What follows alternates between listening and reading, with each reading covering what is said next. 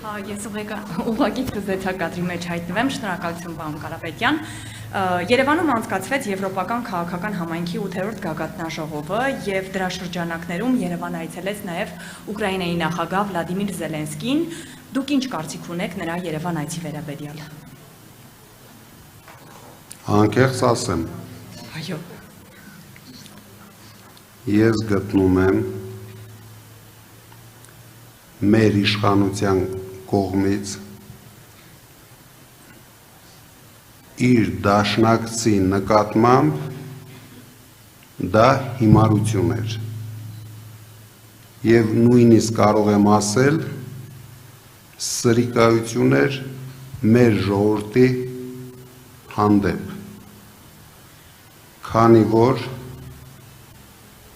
եվրոպացիները դա կազմակերպել էին, ընդամենը բերել էին, որ Փաշինյանը իրեն ռուսերեն ասեմ, մաստեր կլաս տա, ինչպես պետք է համարձակ ձևով հանձնել սեփական տարածքները։ Ես անհանգստություն ունեմ, որ այդ ամենից մեր ժողովուրդը օգուտ չի ունենալու։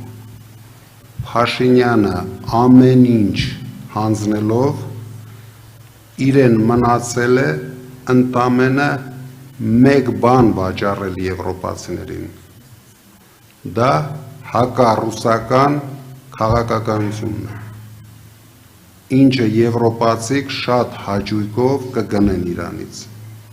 Շնորհակալ եմ եւ իմ երկրորդ հարցը, քանի որ դուք շատ վստահ հայտարարում եք, որ Հայաստանի ապագա վարչապետը դուք եք, դուք արդյոք պատրաստվում եք քաղաքական գնահատական տալ Նիկոլ Փաշինյանի եւ իշխող ուժի կառավարման ժամանակաշրջանին։